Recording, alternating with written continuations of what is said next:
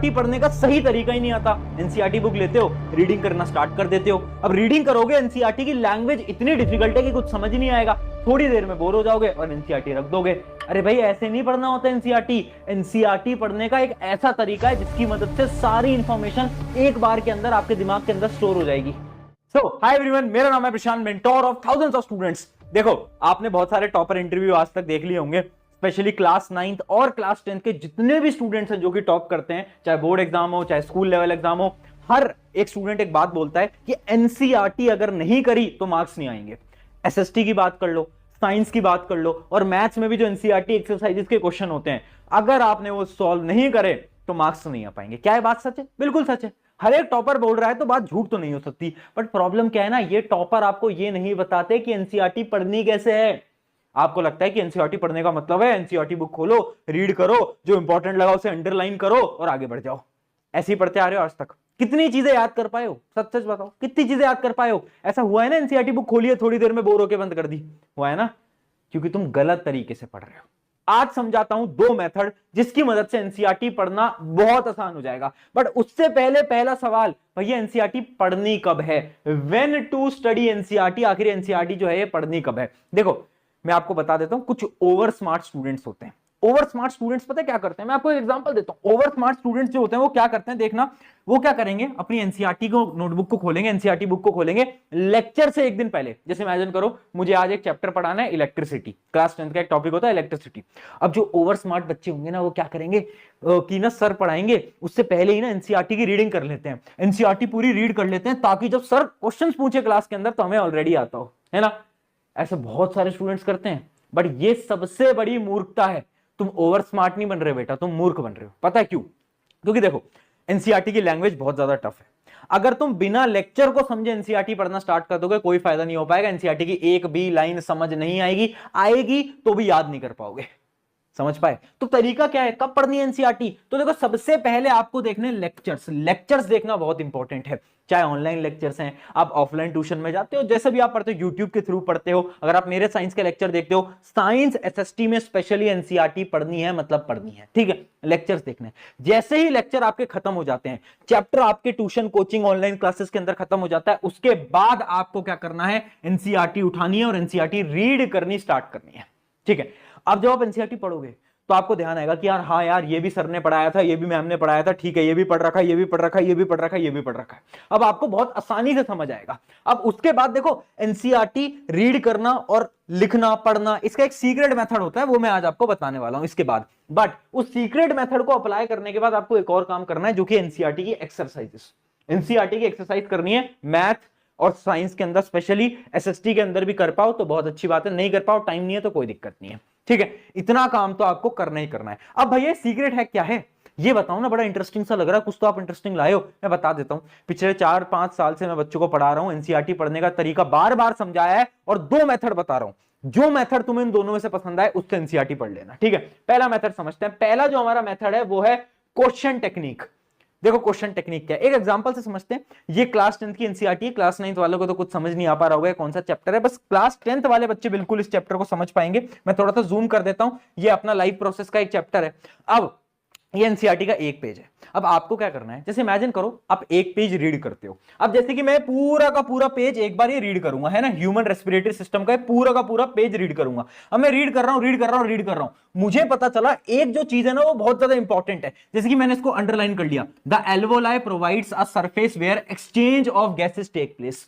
मुझे लगा कि इंपॉर्टेंट है। मुझे कैसा लगा इंपॉर्टेंट है? क्योंकि मेरे ट्यूशन में भी, मुझे कोचिंग में भी बताया था कि हाँ ये इंपॉर्टेंट है। अब मैं एनसीईआरटी के यहां पर ही एक क्वेश्चन बना लूंगा कि वाई एल्वोलाइज आर इंपॉर्टेंट। एल्वोलाइज का काम क्या है, ऐसे मैं क्वेश्चंस बना सकता हूं। या फिर एल्वोलाई क्या करता है, एल्वोलाई एक्सचेंज ऑफ गैसेस में कैसे मदद करता है, मैं क्वेश्चन बना लूंगा। हिंदी में बनाओ, इंग्लिश में बनाओ, फर्क नहीं पड़ता, ठीक है। आगे मैं और नीचे पढ़ूंगा, मैं और चीजें पढ़ूंगा, तो मुझे दिखेगा कि यार हाँ, यहां पर एक प्रोसेस समझाया हुआ है गैसेस के एक्सचेंज का। तो मैं फिर से यहां पर एक दूसरा क्वेश्चन बना लूंगा कि how gases exchange take place in the alveoli.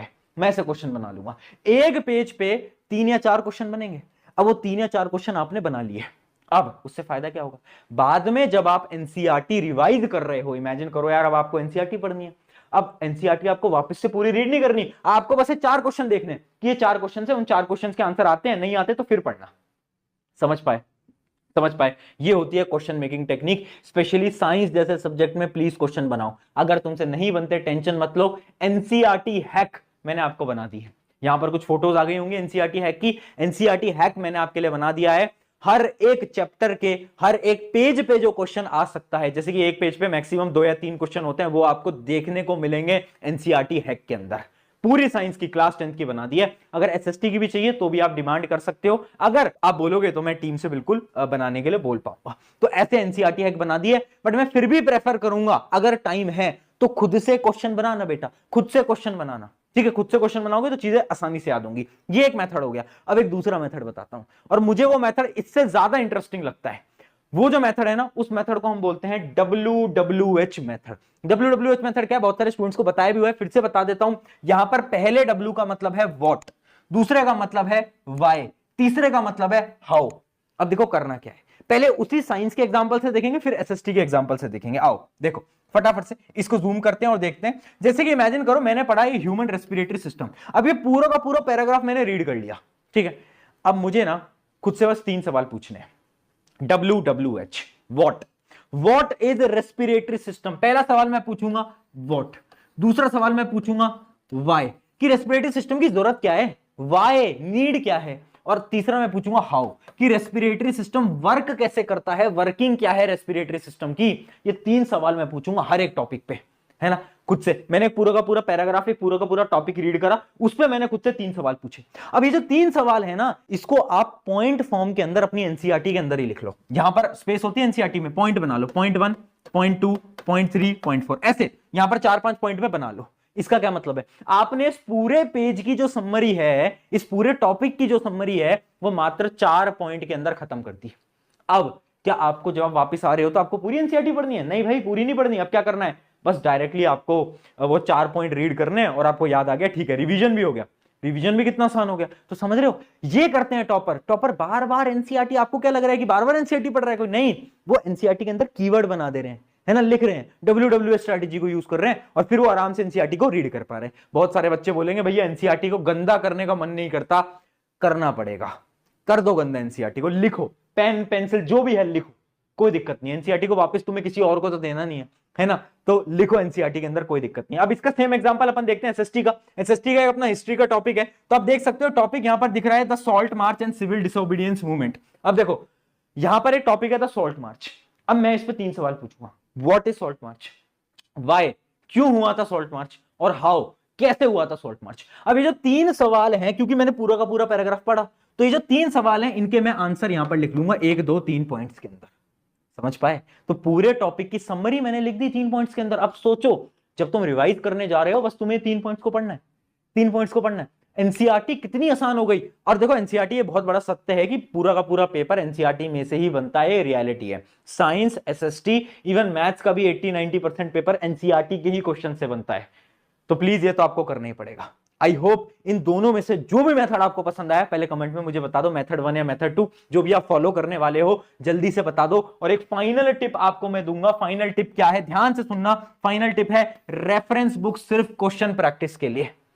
देखो बहुत सारे बच्चे बोलते हैं भैया हम ना एनसीईआरटी नहीं करेंगे। क्यों भैया, हमने ना बहुत खतरनाक वाली ना रेफरेंस बुक ले ली है। मैंने कहा अच्छा, हाँ भैया हम ना उसमें से ना थ्योरी पढ़ लेते हैं, और थ्योरी पढ़ लेते हैं, फिर उसके बाद हम क्वेश्चन प्रैक्टिस कर लेते हैं, तो एनसीईआरटी की जरूरत ही नहीं पड़ती।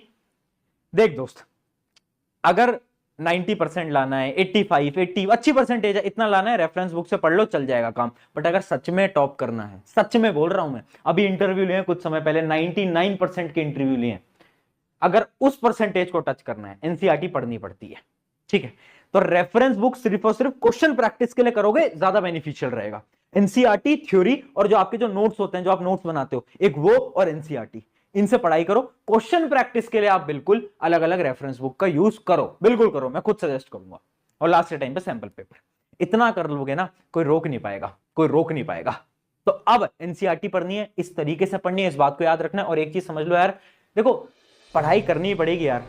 देखो और कोई ऑप्शन नहीं है ना हमारे पास। अगर तुम्हें अपने घर की परिस्थिति बदलनी है ना, इकोनॉमिकली अच्छी लानी है अपने घर की परिस्थिति को, तो मेहनत तो लगानी पड़ेगी यार दोस्त, मेहनत लगानी पड़ेगी। आज नहीं, 9, 10, 11, 12 कोई कॉम्पिटिटिव एग्जाम, मेहनत तो करनी पड़ेगी। तो पढ़ाई एक ही मात्र चीज है जो कि तुम्हें बहुत आगे तक ले जा पाएगी। ऑन दिस नोट, शुक्रिया एवरीवन, टेक केयर, और बताना मुझे कमेंट के अंदर कौन सा मेथड फॉलो करोगे। Take care, bye.